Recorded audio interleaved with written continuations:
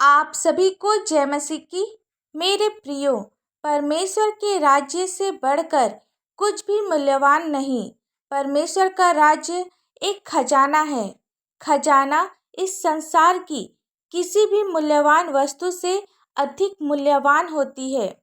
यीशु ने लोगों को परमेश्वर के राज्य के बारे में समझाने के लिए दृष्टांत सुनाई। छिपे हुए खजाने का दृष्टांत, जिसका वर्णन मत्ती रचित सुसमाचार 13 अध्याय का 44 पद में मिलता है, जिसमें लिखा है, स्वर्ग का राज खेत में छिपे हुए धन के समान है, जिसे किसी मनुष्य ने पाया और छिपा दिया और मारे आनंद के जाकर अपना सब कुछ बेच दिया और उस खेत को मोल ले लिया।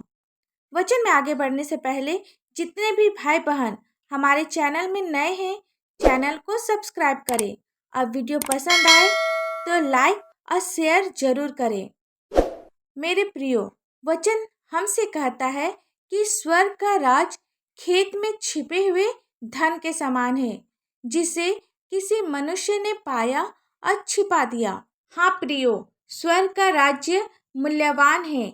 स्वर्ग के राज्य को पाने के लिए हम अपना सब कुछ दे दे तो दुख नहीं होगा, क्योंकि उसी में अनंत जीवन है। इस वचन में मनुष्य को अचानक ही खजाना मिल गया।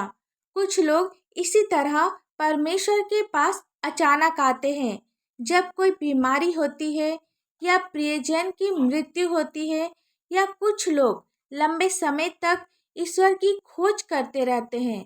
उन्हें पता होता है कि उनके जीवन में कुछ कमी है। हमें अपने चाल चलन को सुधारना है। जब हम अपने चाल चलन को सुधारते हैं तो स्वर्ग के राज्य में प्रवेश करेंगे। आगे लिखा है, और मारे आनंद के जाकर अपना सब कुछ बेच दिया और उस खेत को मोल ले लिया। खजाने से भरे खेत को खरीदने के लिए उसने अपना सब कुछ बेच दिया। परमेश्वर का वचन बाइबल इस खेत की तरह है।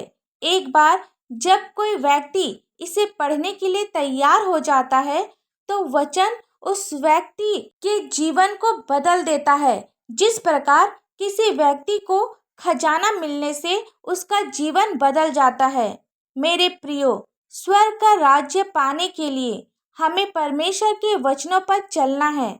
संसारिक नहीं, बल्कि स्वर्ग के राज्य की खोज करना है।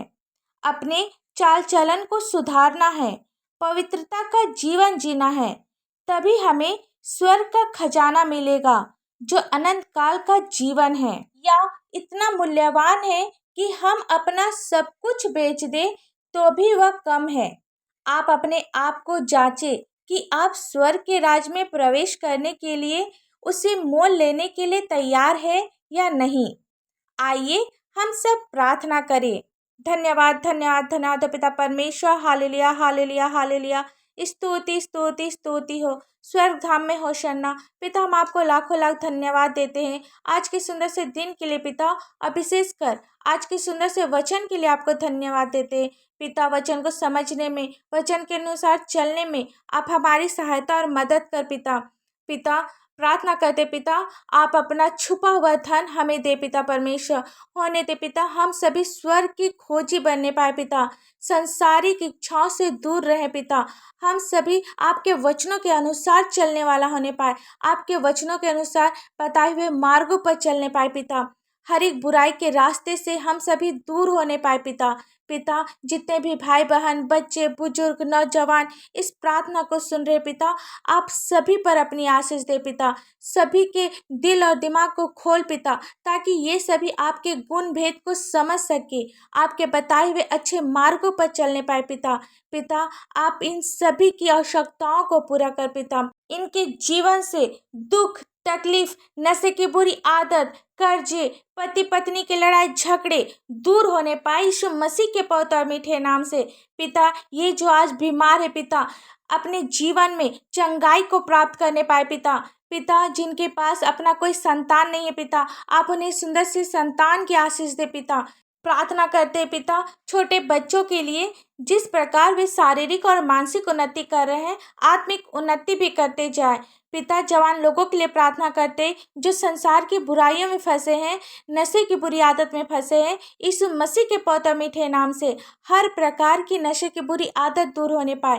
पिता, ये सभी आपको आपके खोजी होने पाए, आपको जानने वाला होने पाए, आपको पहचानने वाले होने पाए पिता, और आपकी स्तुति महिमा करने वाला होने पाए। पिता, इस प्रार्थना को आपके मीठे और पवित्र नाम से मांगते हैं। दया से सुन, स्वर्ग राज में ग्रहण कर। आमीन।